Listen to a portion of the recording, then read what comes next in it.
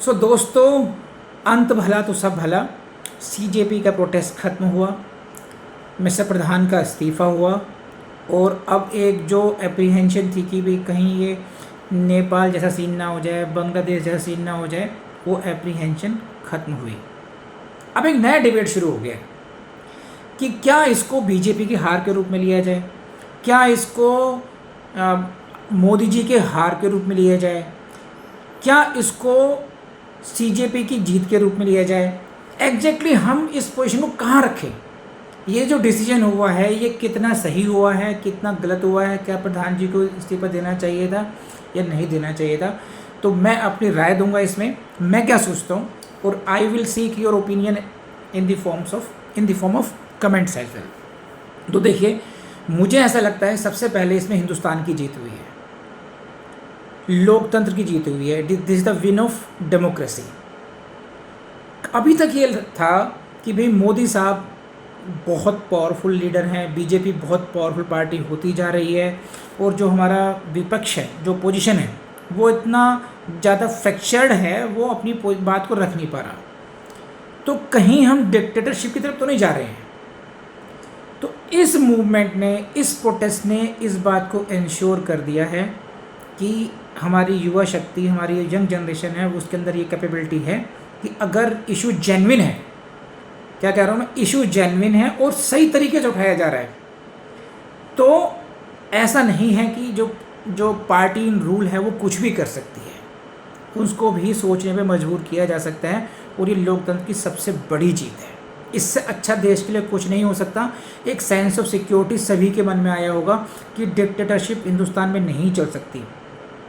अब दूसरी बात, क्या हम इसको मोदी साहब की हार के रूप में ले सकते हैं, बीजेपी की हार ले सकते हैं, या फिर गवर्नमेंट की हार हो सकती है? बिल्कुल नहीं, एकदम। ये बहुत स्मार्ट मूव है, बहुत समझदारी और बहुत रिस्पॉन्सिबल डिसीजन है सरकार का। वो कैसे है? देखिए, परिवार है, हम सबके परिवार होते हैं, यंग जनरेशन, उसमें सब लोग होते हैं, यंग जनरेशन, मिडिल जनरेशन और एक दादाजी वाली जनरेशन हो गई। नए नए आइडियाज़ आते हैं, नई नई बच्चे डिमांड्स रखते हैं, कई बार रेजिस्टेंस होता है, बच्चों की बात सुनी नहीं जाती, बड़ों की बात नहीं सुनी जाती, कई बार घमासान हो जाता है, सबकी फैमिली में होता है। तो कुछ फैमिली जो सीनियर्स होते हैं, जो अथॉरिटेटिव पावर रखते हैं, वो कहते हैं कि नहीं, घर छोड़ के चला जा, ऐसा कर दे, वैसा कर दे, कुछ भी कर, हार्श हो जाते हैं, और अल्टीमेटली वो अपने बच्चों से भी हाथ धो लेते हैं, अपने परिवार को भी तोड़ लेते हैं। यहाँ पर मोदी सरकार ने, और specially I will thank Modi ji, कि उन्होंने एक बहुत स्मार्ट मूव लिया, सामने आए, जन जी से कांटेक्ट किया, अपने वीडियोस रिलीज़ किए, और अल्टीमेटली उन्होंने उनकी डिमांड को समझा और उसको माना। तो ये उनकी हार नहीं है, ये उनका एक रिस्पॉन्सिबल बिहेवियर है। उन्होंने अपने देश को बचाया, उन्होंने अपने देश की जो यंग जनरेशन है, जो फ्यूचर है, उनको एक बहुत बढ़िया एक्सपीरियंस दिया कि देखो, अगर आपका इशू जेन्युइन है और आप उसको बहुत स्मार्ट तरीके से उठाते हो, नॉन वॉयलेंट तरीके से उठाते हो, तो आप सक्सेसफुल हो सकते हो। बहुत सी जो यंग बच्चे हैं जिन्होंने कभी किसी भी मूवमेंट में पार्टिसिपेट नहीं किया, अन्ना आंदोलन को ही कई साल हो गए, वो तो एक फेलियर के रूप में ही सामने आया, अब उनके पास एक पॉजिटिविटी गई है कि उन्होंने एक मूवमेंट में पार्टिसिपेट किया, उनको मूवमेंट करना आया और आउटकम उनके फेवर में गया।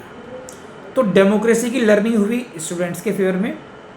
मोदी जी ने अपना घर बचाया, और मोदी जी को भी समझ में आया है और मंत्रियों को भी समझ में आया है कि केवल इमेज के बेस पर, मोदी जी की इमेज के बेस पर इस देश को लंबे समय तक नहीं चलाया जा सकता। हमें और ज़्यादा अकाउंटेबल होने की ज़रूरत है, और ज़्यादा सीरियस होने की ज़रूरत है। वी हैव टू लर्न कि ऐसी घटनाएं दोबारा नहीं हो। तो ओवरऑल अगर देखा जाए तो ये सभी के हित में हुआ है, हमारे देश के हित में हुआ है। डिफीट किसकी हुई है? डिफीट उन लोगों की हुई है जो हमारे एनिमीज़ हैं।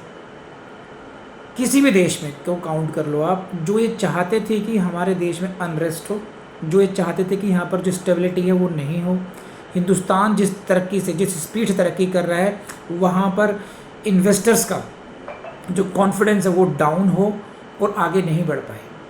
देखिए, ये जग जाहिर है, रिश्तेदारों में भी होगा, पड़ोसियों में होगा।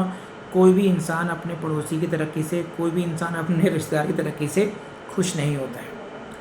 तो they try to create some problems, और प्रॉब्लम्स क्रिएट नहीं भी करना चाहते तो कम से कम बड़े खुश होते हैं कि चल ठीक है, झगड़ा हो रहा है, मार पिटाई हो रही है, चलता रहे।